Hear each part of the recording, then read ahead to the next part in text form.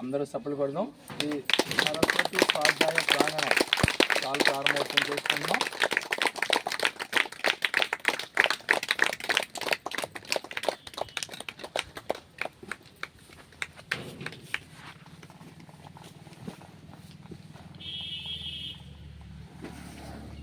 మన pyramid spiritual society మూమెంట్లో పత్రి sir ధ్యానానికి శాకాహారానికి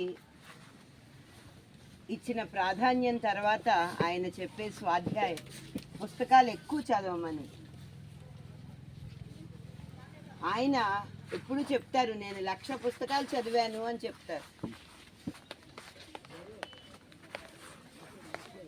ఒక పుస్తకం ఎప్పుడైతే మనం చదువుతామో ఆ పుస్తకంలో జ్ఞానంతో పాటు వాళ్ళ యొక్క కాన్షియస్, ఆ చైతన్యం ఆ చదివినంతసేపు అక్కడ ఉంటుంది. అనుభూతి చెందొచ్చు. పుస్తకాన్ని మనం ఒక దీక్షతో, ఒక నిశ్శబ్దంతో చదువుతూ ఉన్నప్పుడు ఆ పుస్తకంతో పాటు వాళ్ళ కాన్షియస్ అక్కడ ఉంటుంది. నేను బుక్స్ చదివేటప్పుడు ఎన్నోసార్లు గమనించాను. పుస్తకం చదువుతూ మధ్యలో ఒక నిశ్శబ్దం వస్తుంది, ఆగిపోయి పుస్తకం ముయ్యంగానే ఆ కాన్షియస్ మాట్లాడుతూ ఉంటుంది, ఆ చైతన్యం మనతో మాట్లాడుతూ ఉంటుంది. అది అసలైన జ్ఞానం అన్నమాట. పత్రి సార్ పుస్తకాలు ఎందుకు చదవమన్నారో అప్పుడు నాకు అర్థమైంది.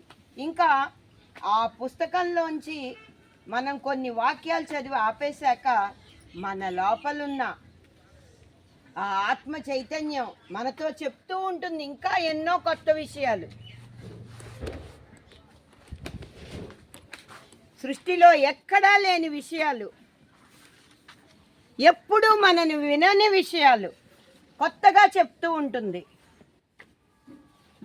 ఇవన్నీ తెలియాలంటే పుస్తకాలు చదవాల్సిందే.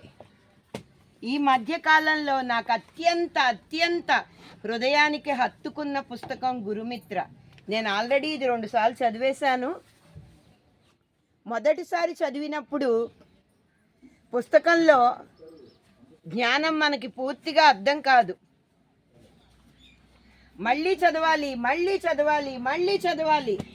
ఎందుకంటే మన ధ్యాన సాధన పెరిగే కొలది ఆ పుస్తకంలో లోతైన సారం మనకు అర్థమవుతుంది. దీంట్లో ఒక చిన్న విషయం చెప్పుకుందాం. డాన్ యువాన్ అనే గురువు ఉంటాడు. ఆయనకి కార్లోస్ కాస్టనేడా అనే ఒక శిష్యుడు. అతను పిహెచ్డి చేయటానికి మొక్కల మీద ఆయన రీసెర్చ్ చేయటానికి ఈ గురువు దగ్గరికి వస్తాడు. సరే నేను నేర్పుతాను అని చెప్పి ఆయన మొట్టమొదట ఏం చెప్తాడు అంటే, ఆ శిష్యుడి లొడ మాట్లాడుతుంటారు. ఫస్ట్ మనం ఎవరి దగ్గరికైనా వెళ్ళంగానే మొదట ఏం చేస్తాం, నాకెంతొచ్చు, నా పేరు ఇది, నాకెంతొచ్చు, నేను ఎంత చదువుకున్నాను, నాకు ఈ జ్ఞానం ఉందని ఏదైతే చెప్తూ ఉంటామో అలాగే ఆ కార్లోస్ కాస్టనేడా వాళ్ళ గురువు గారితో మొదలెట్టాడు. నేను ఇలా రీసెర్చ్ చేస్తున్న మొక్కల మీద, నేను ఈ పరిశోధనల సారం ఇది అని అన్నీ చెప్తూ దాంట్లో భాగంగానే మీ దగ్గరికి వచ్చానని చెప్తూ ఉంటే డాన్ యువాన్ ఏం మాట్లాడు. ఆయన కళ్ళల్లోకి చాలా లోతుగా చూస్తాడు. ఇంకంతే, టక్కుమని ఆ కార్లోస్ కాస్టనేడా మాటలు ఆగిపోతాయి, తడబడిపోతూ ఉంటాడు. అలా కళ్ళల్లోకి చూసి వెళ్ళిపోతాడు ఆయన. ఈయన రాత్రల్లా పడుకుని ఆలోచిస్తూ ఉంటాడు, నేను ఎప్పుడూ ఏ రోజు ఇలా మాటలు మాట్లాడుతూ మధ్యలో ఆగిపోలేదు, నాకు లోపల ఏం జరుగుతోంది అని ఆలోచిస్తూ ఉంటాడు. మనందరికీ తెలుసు పత్రి సార్ మన కళ్ళల్లోకి అత్యంత గాఢంగా చూస్తారు. చూసినప్పుడు ఏం జరుగుతుందంటే మన ఆ లోపల పొరల్లో నిక్షిప్తమైన ఆ జ్ఞానం తలుపులు తెరుచుకుంటూ ఉంటాయి. ఈ బుక్ చదివాక పత్రి సార్ నా కళ్ళల్లోకి అంత లోతుగా ఎందుకు చూశారో నాకు అర్థమైంది. ఏ రోజైతే ఆయన నా కళ్ళల్లోకి అంత లోతుగా చూశారో మిగిలిన అన్నీ పెట్టెబెడ సర్దేసి నా జీవిత లక్ష్యం ఇదే అని నాకు అర్థమైపోయింది. ఆయన ఏదైతే చూపు చూశారో చూశారంతే, వాటి గురించి ఏం చెప్పలేదు. ఈ బుక్ చదివాక ఆ డాన్ యువాన్ చూపు గురించి నాకు అర్థమయ్యాక అప్పుడు నాకు పత్రి సార్ గురించి అర్థమైంది. ఆయన కళ్ళల్లోకి ఎందుకు చూస్తాడు, శిష్యుణ్ణి తట్టి లేపుతూ ఉంటారన్నమాట. వాళ్ళ జీవిత లక్ష్యాల వైపు మర్చిపోయి ఏవేవో పనులు చేసుకుంటూ ముందుకెళ్ళిపోతున్న వాళ్ళని ఒక బ్రేక్ ఇచ్చి ఆయన చూపు ద్వారా వాళ్ళ జీవిత లక్ష్యం వైపు మలుస్తారు. ఈ పుస్తకం చదివాక నాకు పత్రి సార్ గురించి ఇంకా బాగా ఆ కళ్ళల్లోకి ఎందుకు చూస్తారో అర్థమైంది. ఆయన ఎప్పుడో చూశారు 12 సంవత్సరాల క్రితం. ఆ చూపులోని ఆ శక్తి నాకు ఇంకా ఇంకా ఇంకా లోపల ఇంకిపోతూ ఉంటుంది.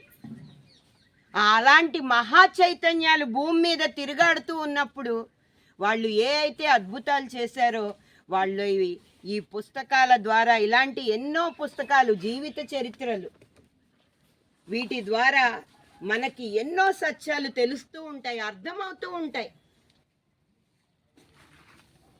ఒక్కొక్క విషయం మనకి లోతైన జ్ఞానం మనకు అర్థమవుతూ ఉంటుంది, అనుభవం అవుతూ ఉంటుంది. తప్పనిసరిగా చదవాల్సిందే పుస్తకం. ఎప్పుడైతే పుస్తకాలు మనం చదువుతూ ఉంటామో మన జీవితంలో మన జీవిత లక్ష్యం వైపు వెళ్లకుండా మధ్యలో మనకి స్పీడ్ బ్రేకర్ లాగా ఏవైతే పరిస్థితులు అడ్డుకుంటూ ఉంటాయో వాటిని దాటుకొని ముందుకు వెళ్ళటానికి మనకు ఒక అద్భుతమైన నేస్తం పుస్తకం.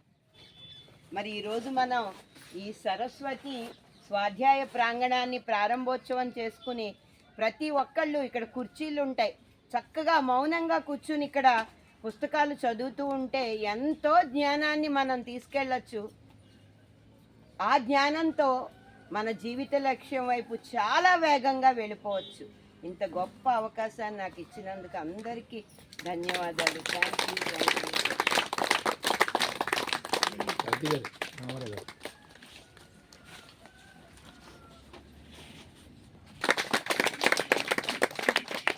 స్వాధ్యాయం అంటే నా యొక్క గుండెలకి పూర్తిగా అమరిన ఒక సబ్జెక్ట్. 24 గంటలు నేను స్వాధ్యాయం చేయడానికే ఇష్టపడతాను. చదువుతూనే ఉంటాను. నా దగ్గర వందల పుస్తకాలు ఉన్నాయి. అన్ని పుస్తకాలు సగం చదివి వదిలేస్తూ ఉంటాను. అంత చదవలేము, అన్నింతంతలో పుస్తకాలు. మైండ్ టు మ్యాటర్ పుస్తకం చూసారా, తులవ పుస్తకం. దీంట్లో ఏం చెప్తున్నాడు, ఈ బుర్ర లోపల ఉన్న ప్రతి నర్వ్ సెల్లో అంచున సినాప్సెస్ అని ఉంటాయి. ఒకటితో ఒకటి కమ్యూనికేట్ చేసుకుంటూ ఉంటాయి. ఆ కమ్యూనికేషన్లో మనము ఎంత ప్రభావితులమవుతామో, ఏ విధంగా దీన్ని ఎన్ని వందల మంది సైంటిస్టు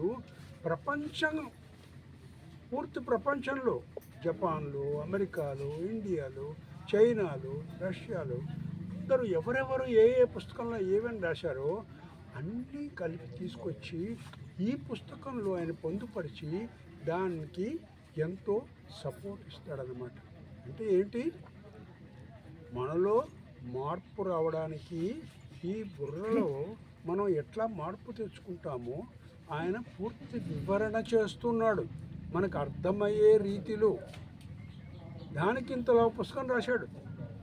చదవలేక చదవాలి మనం. 500-600 పేజీల పుస్తకం ఉంటుంది. సన్న అక్షరాలు. నేను చదివి ఈ కళ్ళతో ఇప్పుడు నేను చక్కగా చిన్న అక్షరాలు కూడా కళ్ళజోడు లేకుండా చదవగలిగే స్థితికి తెచ్చుకున్నాను. ఈ కళ్ళ అంటే మనం ఏం కోరుకుంటామో, ఏమి నిర్ధారిస్తామో అది మన జీవితంలో మనం ప్రత్యక్షం చేసుకోగలం. అన్నీ పత్రిక గారు నేర్పించిన విషయాలే. కొత్త విషయాలు ఏంటి? పుస్తకాలు చదవడం అన్నది పత్రికారికి అతి ముఖ్యమైన విషయం. లక్షల పుస్తకాలు చదివారు. మనకు నేర్పించారు ఈ పుస్తకాలు చదివి ఎదగండి అని. దాన్ని రంగరించుకోవాలి జీవితంలో. చదువు పడేయడం కాదు, రంగరించుకోవాలి. దాని యొక్క సారం మనం మన జీవితంలోకి తెచ్చుకోవాలి. అందరూ చేయగలిగిన పని ఇది. చదువుకున్న వాళ్ళందరూ చేయగలరు, చదువుకోని వాళ్ళు వినొచ్చు. ఎంతోమంది పుస్తకాలని చదువుతున్నారు, చదివి మన వాట్సాప్లో పెడుతున్నారు. ఆ చదువుతూ వినిపిస్తుంది మనకి, అది ఆన్ చేసుకుంటే వినిపిస్తూ ఉంటుంది. ఎన్నో పుస్తకాలను ఈ విధంగా మనకి పరిచయం చేస్తున్నారు. చదువు రాని వాళ్ళకు కూడా పరిచయం చేస్తున్నారు, బద్ధకస్తులకు కూడా పరిచయం చేస్తున్నారు. ఎప్పుడైతే మనం చదవడంలో బద్ధకిస్తామో మనము ఎంతో అన్యాయం చేసుకుంటాం. తెలిసిందా? మనకి ఎంతో అవకాశం ఉంది ఇక్కడ.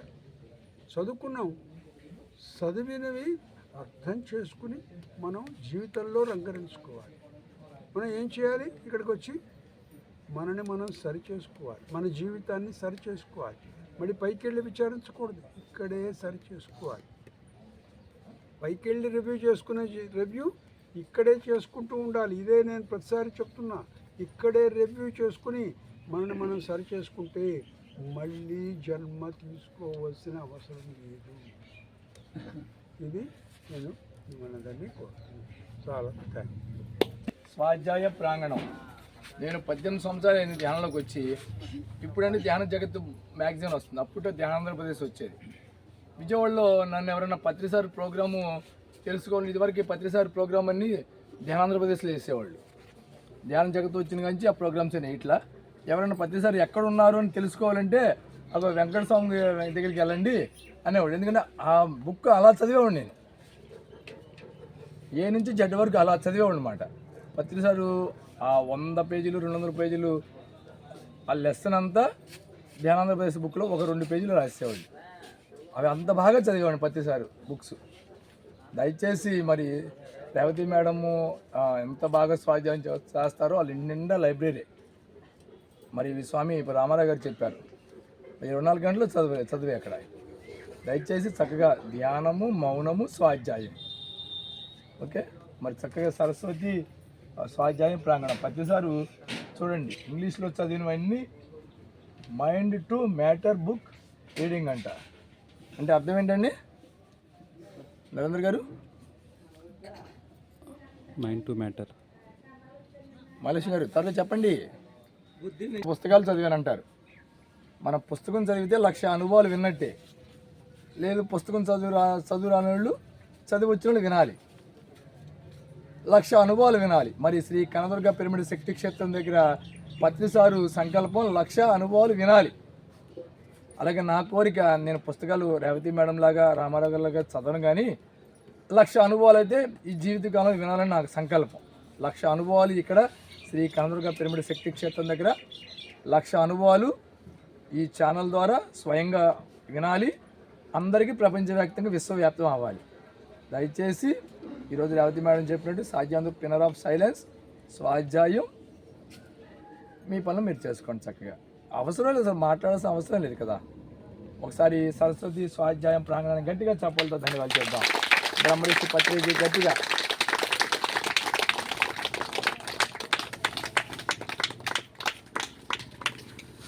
అందరికీ నమస్కారం అండి. కార్యక్రమంలో పాల్గొన్న అందరికీ కూడా సరస్వతి చదువుల తల్లి. స్వ అధ్యాయము, స్వ అధ్యాయం 2 పదాలు ఉన్నాయి. స్వంతం గురించి, నా గురించి, స్వంతము స్వ. సంస్కృతంలో స్వ అంటే నేను, నా గురించి. ఎవరు నేను చెప్తాం? ఆత్మవా, నేను ఆత్మ, నేను ఆత్మ.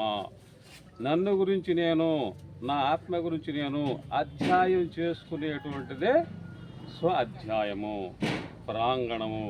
ఇదిగో ఈ గ్రంథాలన్నీ కూడా మన ఆత్మను గురించి మన గురువులు, పెద్దలు, మహర్షులు, పితామహులు చెప్పిన విషయాలే దీనిలో ఉంటాయి.